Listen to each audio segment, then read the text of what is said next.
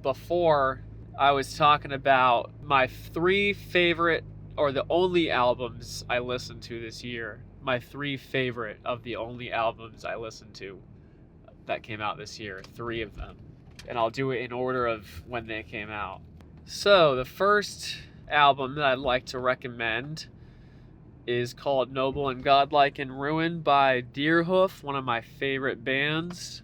This album is a little bit on the weirder, darker, noisier side for them. They usually do very poppy, kind of punk slash mainly just rock with a poppy flair. They're a little bit more sad mode. They're a little bit, not too happy about the state of the world. They're upset about it. They, Trump and whatever else, But anyway, Deerhoof, one of my favorites. So good. So good. And this one is a little bit noisier, like I said. It genre hops a lot. Like, each song is very different. That's what I kind of like, that they do that. They also are really good at having a lot of very disparate elements mesh together really nicely, like finding weird zany lead guitar lines and like finding a way to make it work. It's kind of like their bread and butter. So if you like that, then you might like this band. There's a couple things that are like hard to get through. Like, I'll say, if you're new to the band, a Japanese female singer has a very dainty, thin, sometimes grating voice. And I totally understand why people would be really immediately turned off by that and turn off the music. But I think that it's just everything else is so good that, like, I don't even care. I can totally overlook it because it's the rest of the musicianship and songs are so fun and good. Sometimes her voice works. Sometimes like the song, it like actually adds a lot to the song. They have an awareness of that and they kind of work around it, which is good. Some of the things I liked about it, some really catchy tunes. You have like stuff ranging from like free jazz influence to like, there's like a rap song on it. There's like a math rock song that's like it sounds like a cinematic math rock song, like electronic funk, just so much crazy stuff. And it's a lot of noisier stuff going on. The parts that I don't like, there's only a couple parts that I really did not like. And there's like, they end all the songs with like some noise usually in this album. I guess that's like what they're trying for this one. And it doesn't always land for me. The last song on the album is called Immigrant Songs. And the first half, it's like an 8-minute song. The first half of that song, really good. Fun, poppy rock song. Kind of sounds like a Rolling Stones song almost, with some like Latin influence, I guess.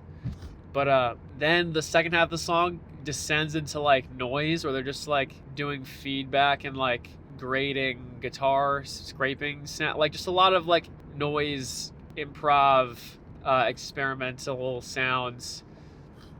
And it doesn't really work that well. But the thing is, I've seen them do it well before, but I feel like it's pretty hard to replicate. They had a live album from like last year, and they ended one of their songs, like the end of the live album ended very similarly, where it ends in like a long section of noise. But in the live one, they make it really compelling, and like it keeps building and going in different directions, and like it's well paced. This one, just like 4 minutes of noise, it might be too much.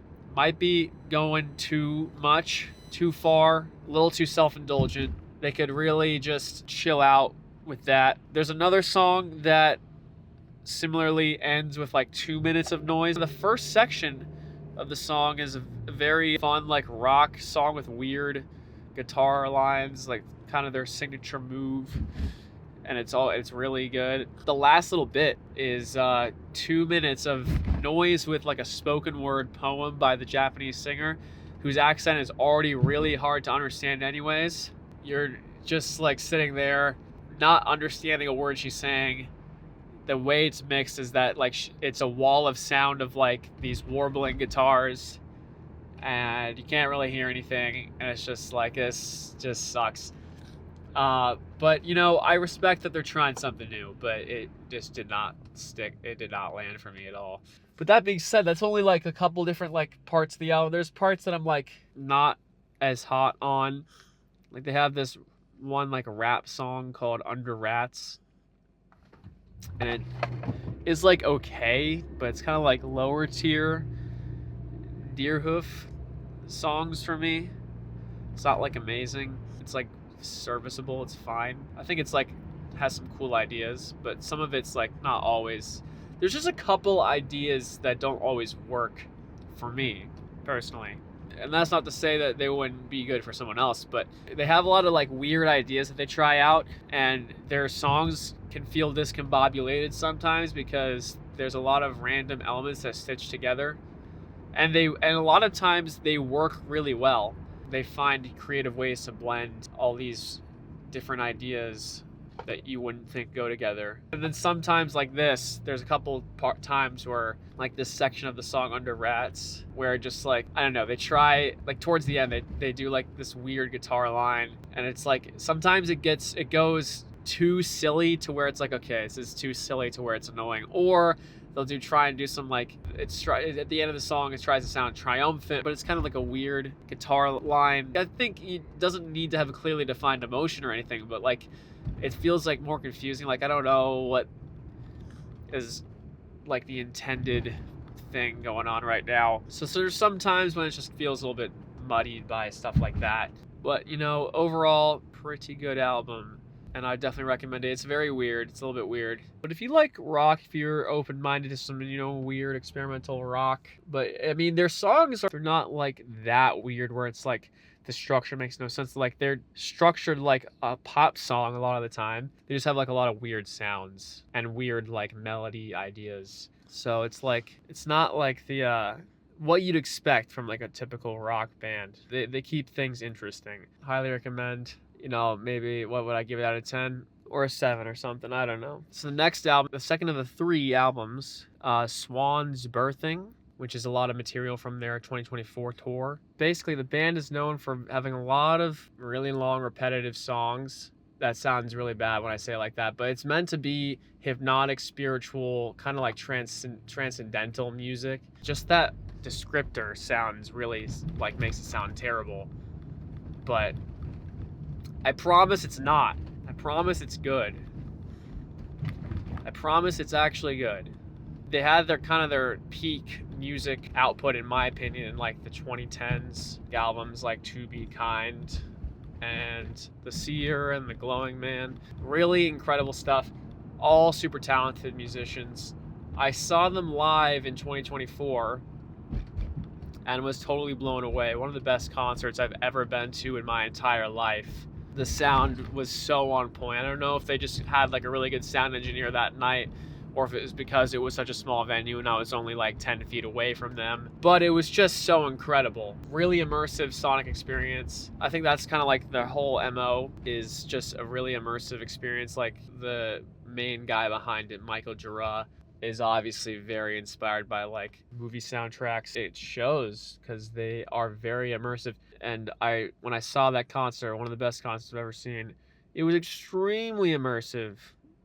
And I was totally locked in. It was like a 2.5 hour concert. It felt like 20 minutes had gone by because it was so well paced.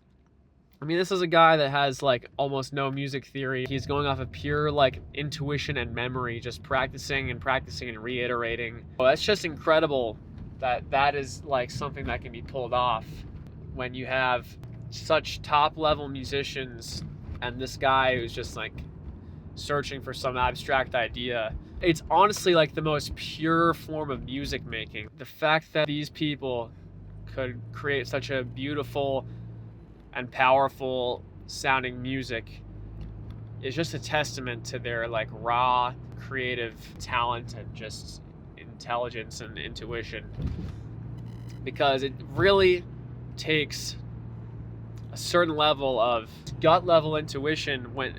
If you don't, what are you supposed to do if you don't know that much about music theory? you just have to search for some abstract thing and then hope you can arrive there. And then once you do, just have to practice and practice until you reiterate it. It sounds like similar to like how Brian Wilson was doing things. I'm not totally sure if that's accurate. It's just beautiful music, and it's powerful, and it's also very abrasive. A lot of crazy sounds.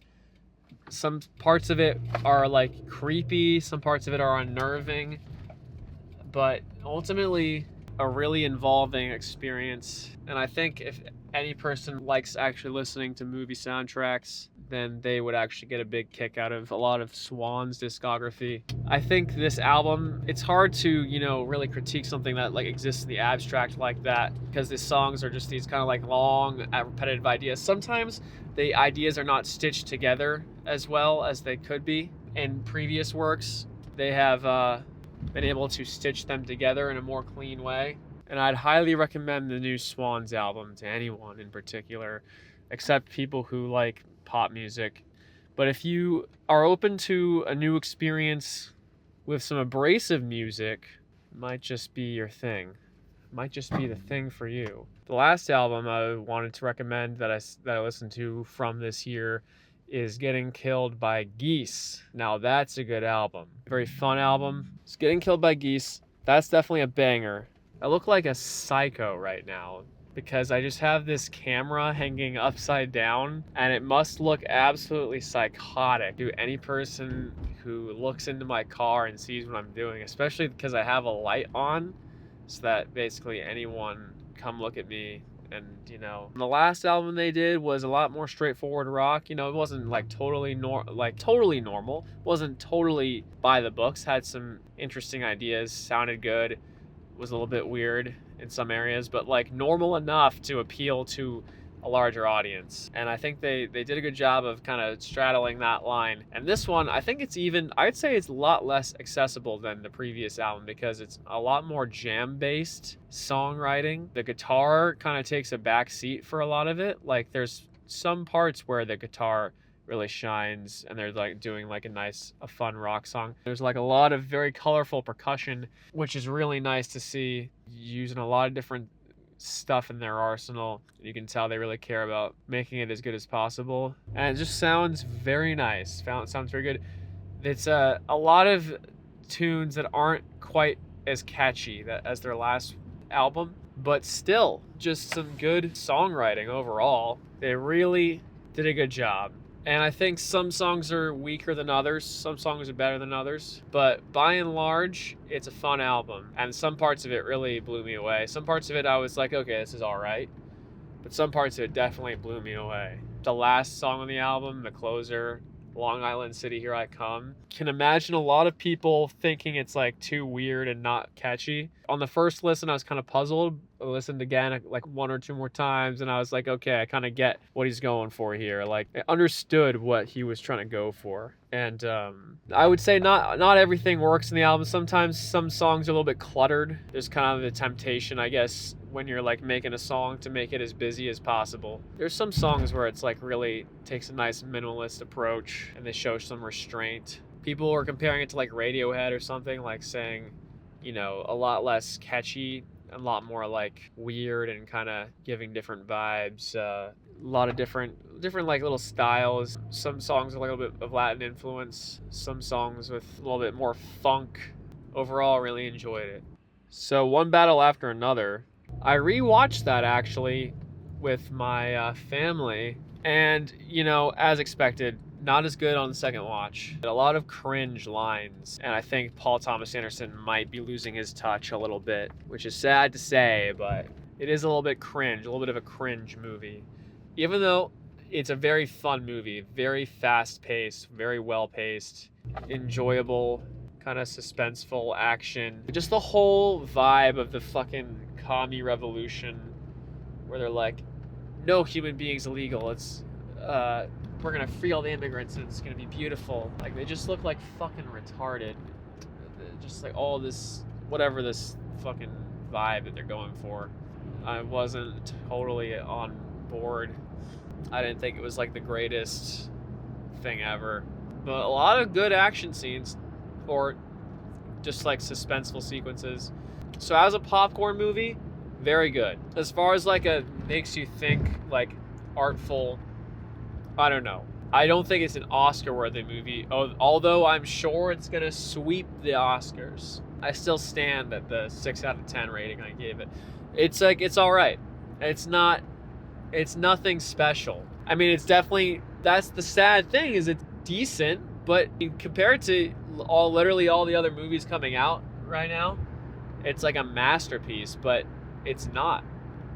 Just in comparison to all the other movies that are coming out, it's way better than anything else. So just on that basis, I'd say it's worth watching. Is it really that amazing? I think if you like it a lot, you're dumb. And Leo, you know, he's kind of doing his thing. I honestly was a Leo defender because I think he was amazing in some film. I think he's amazing in Wolf of Wall Street. I think he's amazing in The Revenant. But people who said like he's not that good of an actor, I think he's a good actor. Recently, it's kind of like he's wearing out. He's wearing me out. Just like Killers of the Flower Moon was fucking trash. Well, I don't know if it was trash, but it was like not good. What else came out? Oh, you know what I thought was good? Another movie I saw this year, The Phoenician Scheme. The Wes Anderson movie with Benicio del Toro. That was a fun one.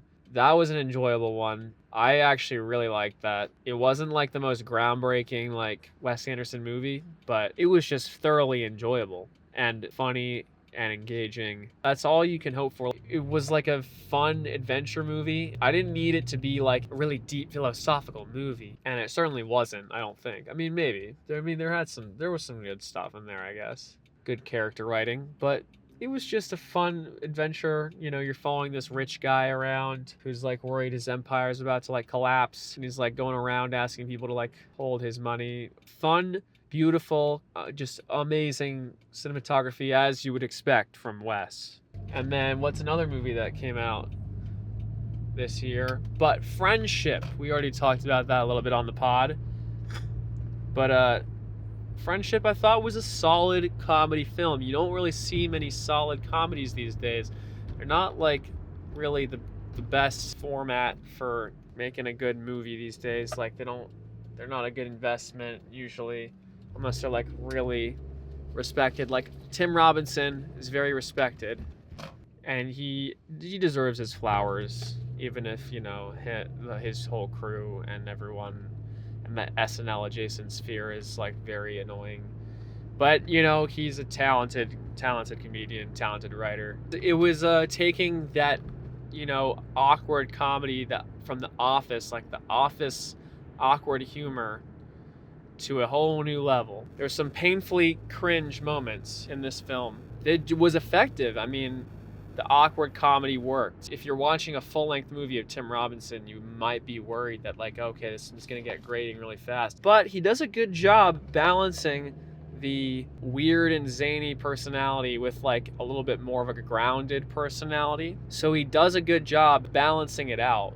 He's one of probably the only good sketch comedy writers and comedians in the scene today. Like, there's really not that many options. If you're gonna look around the current comedy landscape, it's quite bleak. I mean, Shane Gillis his show is all right. Tires. I think Shane is a lot funnier than that show is. I think they play it pretty safe. The edginess factor is really dialed down because it's Netflix. There's inventive ways to be funny even if you're being PC. It takes some inventiveness. Like the awkward comedy works, and the slapstick is just universal funny. If it's done well, slapstick is always really fucking funny. Friendship was a good movie.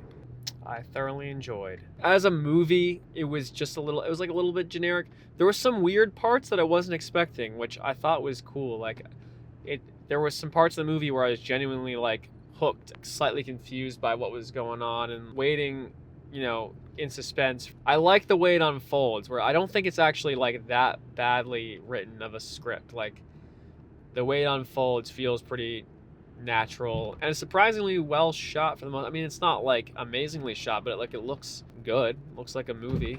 yeah, I'd recommend it to people who like Tim Robinson if you haven't seen it already. Another movie that came out this year, this one was rough. Mission Impossible Final Reckoning. Dude, this movie fucking sucked. I gave it a 4 out of 10. Probably if I rewatched it, I gave it like a 2 or like a 3. I'd say the highlights of the movie are obviously if you go to see a Mission Impossible, you just want to see a fun action movie. And they did have some fun, cool action scenes, like some cool, like suspenseful scenes that were really impressive. But at the same time, too much fucking nostalgia. All this shit, so much time in the movies dedicated to like, remember this, wasn't this so, this beautiful story is coming to a close. We just can't believe it. It was such a beautiful story about Ethan Hunt, this tortured soul who's doing death-defying stunts. Are we serious?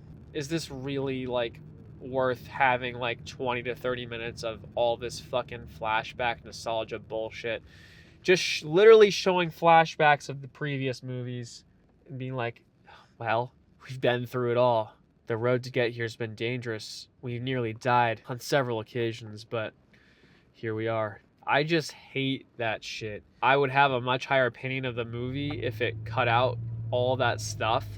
But the fact that it feels like it has any sort of warrant for having all this nostalgic bullshit, all these like little flashbacks, like, oh my gosh, this has been, a legacy of a lifetime. Spare me the fucking bullshit. I don't want to see the circle jerk. I don't want to see it.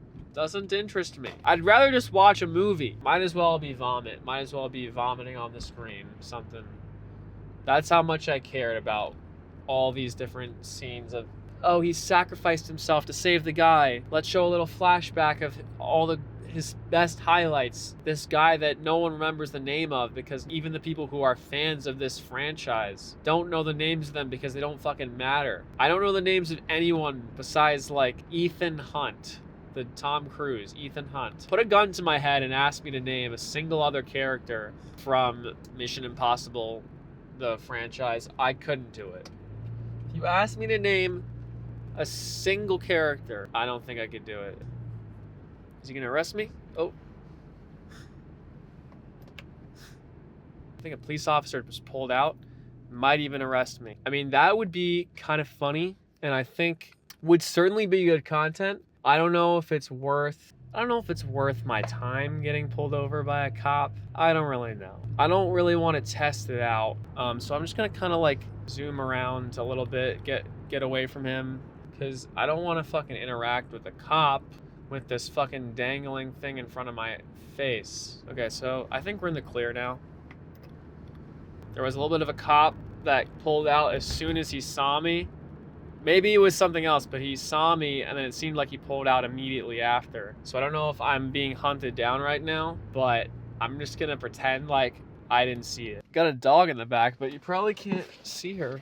Maybe you will at some point. She'll make a cameo. She's a bit of an antisocial type of dog. Yeah, I was in the middle of talking about how fucking terrible Mission Impossible is. It was so bad. The last one had 2 extended sequences that were like good, and the rest of it just sucked. It's like a 3-hour movie and you get like 40 minutes of good fun action stuff. So let's do the math. You have to watch 2 hours to almost 2.5 hours of bullshit. Just horrible dialogue, horrible, just the characters are retarded. Like all the stuff they try to do, like the political like diplomacy stuff, like it's like, oh, the world might end, all these nukes might go off or something. It's like, that's always the plot of these movies, is like the world might end and the world's about to destruct for good this time, unless he does something to stop it, unless Ethan Hunt does something to stop this. So it's just fucking retarded. And also just all the actors that are, but I mean, Simon Pegg is good. Simon Pegg's always a nice treat, but like everyone else in these movies is just fucking just phoning it in. I wonder how much sway Tom Cruise has over like the writing process, because I guarantee it was all his idea for all these sappy flashback sequences. which make you want to kill yourself. I wish you could do like a little advanced calculation and figure out what percentage of people that watch the movie enjoyed watching the flashback. What percentage of people who like Mission Impossible are actually nostalgic and care about the characters in the franchise? I have no idea. Probably not that many. Or maybe it's just like I'm thinking about it wrong. It's just like NPCs actually do care. The same way that like Top Gun Maverick, there was so much bullshit in Top Gun Maverick.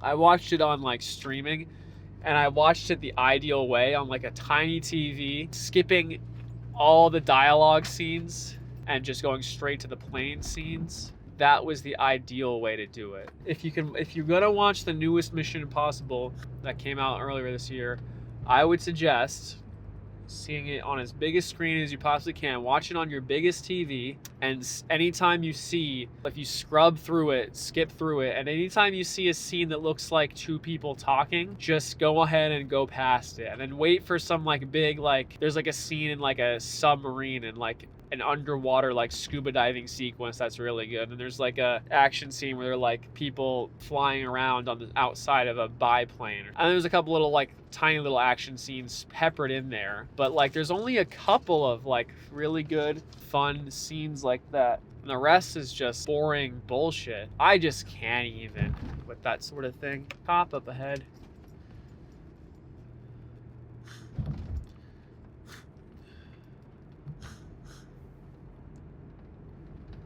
Okay, we're clear. A lot of cops out tonight. It's a shame because there was other ones that were good. There were other, I think 6 might be the GOAT, honestly, if we're being honest. Numero 6 might be the GOAT. Oh, I saw a Minecraft movie in April. That was a fun one. I mean, it was a piece of shit. It's interesting, I gave Five Nights at Freddy 2 a 2 out of 10, and then I gave this Minecraft movie a 3 out of 10. It makes one think like, wow, they're like really worlds apart, like in quality, and like actually like at least it seemed like they cared a little bit, even if it's cringe slop. At least the people who made Minecraft seemed like they were trying to do something interesting or creative or like something like different. I mean, it's generic, obviously. It's like not like they're doing anything experimental, but they're taking like a, you know, not what you would expect type of approach, making it into like a, and you know, maybe to its detriment, taking it more of like a chill comedy vibe, kind of like morphs into an adventure film halfway through the film, and the first like third of it is just like people in the real world, and it's like I can't imagine any kid like really being that into that. It did what it was supposed to do. It was the fan service that everyone needed, I guess. It's kind of weird when these movies come out, because this movie came out, it always tends to be the case that movies and shows will come out for a thing, for like an IP, an already existing recognizable brand. They'll come out 10 years, literally 10 years after that thing is like peak popularity. So like the Last of Us TV show came out almost 10 years after the game came out. A little bit less if you're counting like the second Last of Us game. I mean, I guess it works. I guess it does work because there's a fan base that will watch it. The timing is always so crazy late on all of those things. It makes you wonder, like a game like GTA 6 where it's so hyped up, it can never ever possibly live up to the hype. Because something like that is so monolithic that there's no way it will not be disappointing. That's what happens with every big game. Every big game is like that. It's kind of hard to escape. Reverse order from most recently watched to Mickey 17 with Robert Pattinson, the Bong Joon-ho movie. I actually, you know, it wasn't an amazing film. It was like okay. But you know what? That's okay. It's okay if it's just okay. It was a very fun, enjoyable movie. The social political commentary was so on the nose and retarded that like it went to the point of like self-parody where it was like so ridiculous that it started to seem like it was parodying itself. There's parts of it that are quite silly that I thought were funny and fun, but it does get into very silly territory. I don't know, it's just an enjoyable movie. It's not like a movie that's like really warranting a rewatch ever maybe. But it's like an enjoyable movie. If it's on, then like, you know, or if it's you see it and you like put it on, it's an enjoyable little sci-fi adventure comedy movie that everyone can get behind. Everyone, the whole family can rally behind. There she is. There she is. There's this little doggy. She's happy to be home. Happy to be home. Yeah, that's it.